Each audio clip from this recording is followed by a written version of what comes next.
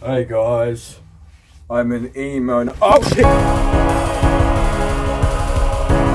Boy, after a year of work, I have finally finished this goddamn movie. In fact, over a year's of work. I actually started writing this movie, roughly, I think a year and a half or so ago, when I went for a break because of my school exams. I figured I'd spend the year to try and write like a massive movie, and then when I come back, I'd spend the time to make the movie. Little did I know that movie would take me well over a year. When I initially started writing the movie, I had a very, very, very bad story and plot, which I'll get to right now. Hey Patch, I got a question for you. Yeah, what is it, buddy? I'm an orange. What? That's not a question. What the fuck? So, the original plan of the movie is a little bit insane, actually. Originally when I was writing this, I was, I think, like 14, 15. I was still in school, so I was somewhere around that age. Originally, the movie was going to be like Suicide Squad, where essentially a series of humans get attacked by monsters and end up getting Simba and the gang, which are like mutants, almost. A team of mutants to fight off these monsters, basically. That was the base story of it, was they were defending a forest and they're defending a village against all these monsters and being the heroes. But the plot twist at the end of the movie was that Simba ends up ripping off Plague's mask and reveals that Plague is actually a girl. And the whole movie's plot twist was that Plague, the villain making the monsters, was actually just an innocent girl from the town who got kicked out and wanted revenge, which is a terrible story, and I'm so glad I didn't go with it. So, flash forward a year, I'm now out of school, and I've now started college, and I decided to rework the story. The main story of the movie was basically a father which lost his son in the midst of war, and wanted to do everything in his power to get him back, but through the journey of doing that, ends up doing a lot of bad things, ends up hurting a lot of people, and ends up realizing the mistakes he does while trying to get his son back. It's a journey of self-reflection, basically. There are a lot of morals in this movie, actually, and one of them is self-reflection. Plague goes through so much trouble and is so angry that he lost his son in the entire movie that he is blinded by the anger. He ends up killing every single person that he comes across in order to get his hands on a staff to make a wish to revive his son. But by the end of the movie, he has realized he has done so much damage upon looking back that bringing his son back isn't even worth it anymore. Because his son's probably going to hate him because of just how much of a monster he is. And it's the moral behind this is that sometimes it's better to quit early than it is to push yourself, and hurt other people just to do something that might not even be worth it. Sometimes it's good to be stubborn, but sometimes stubbornness can also hurt someone, and it's okay to let go. Just like how my dad let go of me when he went to get the milk. What? Second moral in this movie was that essentially no one's perfect, and you can only perceive someone depending on the perspective you take on. At the beginning of the movie, you're in the dawn of the movie. You're looking at Simba's point of view, the hero's point of view. So obviously, in Simba's eyes, or the viewer's perspective, Plague is the villain. And for the most part of the movie, that's how it is. But once you get to the dark parts of the movie, you get to the end, you realize that once you start taking on the perspective of Plague, you realize he was never a monster in the first place. He was never the villain. He was forced to be. And that's a lot like in real life. A lot of the times people are given a bad rap, and that's just because they don't have as many friends, or because they end up having to do things they don't want to do. And that's how life is.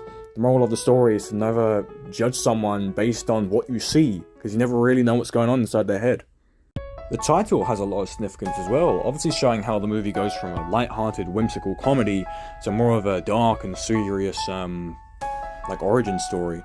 But the name Dark and Dawn also represents the light and dark elements, with Simba being a fire god who ends up getting these light powers because he's so angry, and Plague gets so angry he ends up stealing a staff and makes a wish to become a god.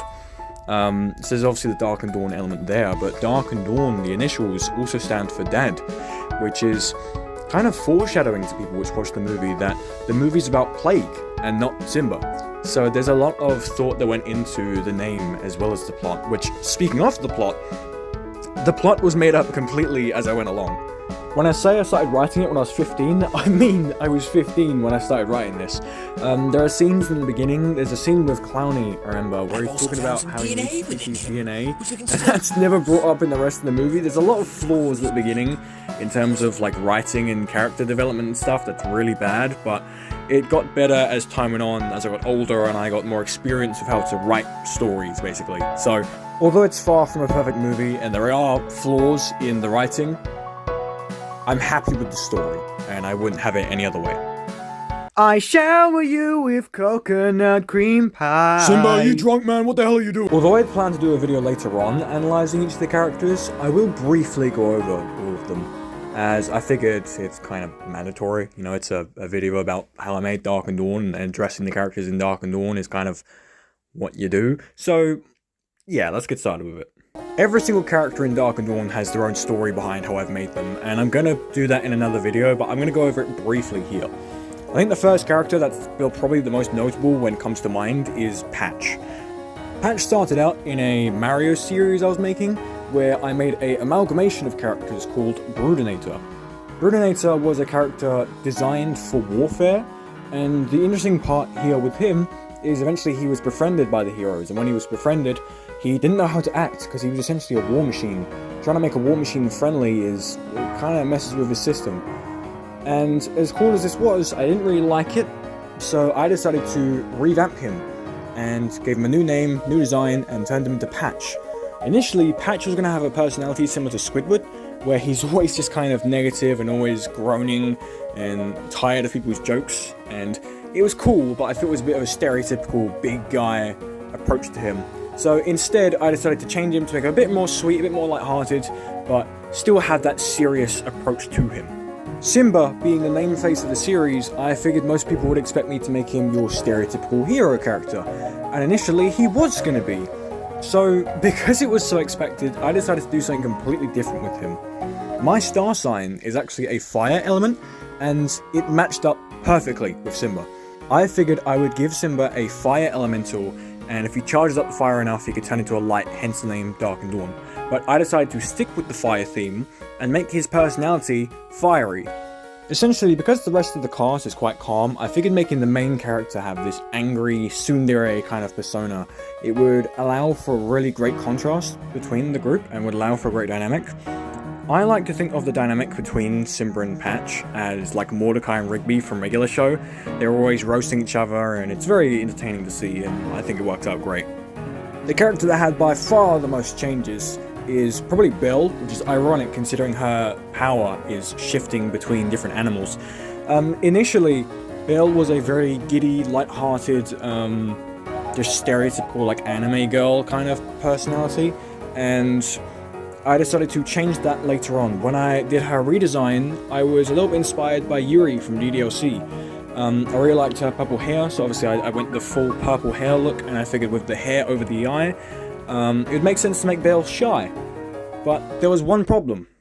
I am a shy little girl. No, you're not! Yeah, the voice didn't match up at all. So what I essentially did was instead make her more like the mature one in the house, kind of keep track of everyone.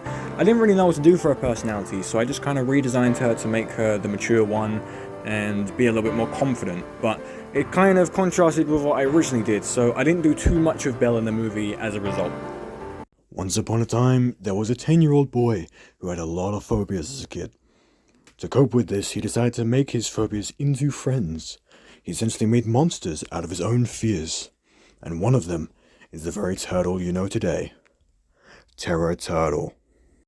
Wait a second, that's not his name. TT was originally meant to be a villain character for the movie, but obviously this was changed later on, and he was made into a hero instead.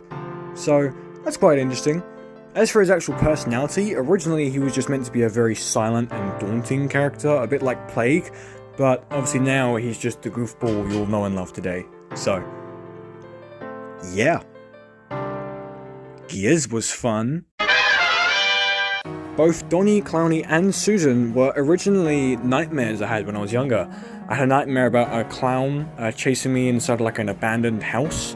I had a nightmare about a dinosaur chasing me in this weird, like, trippy hypno world. And I had a nightmare about a ballerina bear chasing me in this weird, like, bamboo place. Essentially, I went back, redesigned them, gave them a bit of a personality rather than just being creepy horror characters in my nightmares, and decided to put them in the series as villains. So, yeah, it gave me some childhood trauma, but honestly, they were pretty fun. The only thing I will add is the Clowny explosion. I had plans since like the very beginning. I knew I wanted them to all go out where Clowny ends up having a bomb somewhere, and he's freaking out. But Clowny's thing was being this like schizophrenic psycho character. Susan was like the support who would make sure he stays calm, and Donnie was just the dumb one who never understood when or why he was freaking out. It all kind of was built around him, and I thought it'd be great if he went out in a big bang. I thought, I don't know, just that vision I've always had in my head, so I knew that was how I wanted him to go out. I guess that just leaves Plague, which I could go on about Dr. Plague for hours, but I'm going to try and save that for another video. Essentially, when making Plague, I wanted him to really come across as intimidating and mysterious at the beginning. No one really knew who he was, his voice just kept a whisper the whole time, and that was done on purpose. He was made mysterious on purpose, but over time things slowly get revealed about him, and although the tone of the movie gets darker, kind of the perspective of Plague, people kind of soften up to him as they realize how much trauma and crap he's actually had to go through. It was really, I put a lot of work and time into Plague, I think, and although I did put a lot of time into some of the others, TT technically included, because TT's part of his backstory, I think I put the most work into Plague in terms of writing. One thing I do want to say though is just the army of characters that were referenced in this as background. There was all the phobia monsters I made when I was a kid, were like workers for Plague. There was references to other characters people have made in their own series that I'm friends with. There were references to other stop motions I've made. There were just a whole bunch of different cameos in this, and I'm glad I managed to include them all, and I plan to do that for the sequel as well.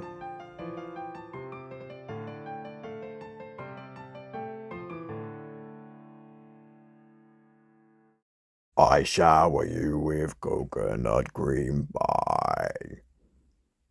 I am Kermit the Frog. Okay, what the fuck? Originally, I planned for the art style to be very similar to my Mario builds, in the aspect that they're very big, very blocky, and very cartoony. But there was one issue. One very big issue. It's Donnie again. It's always fucking Donnie is a big character.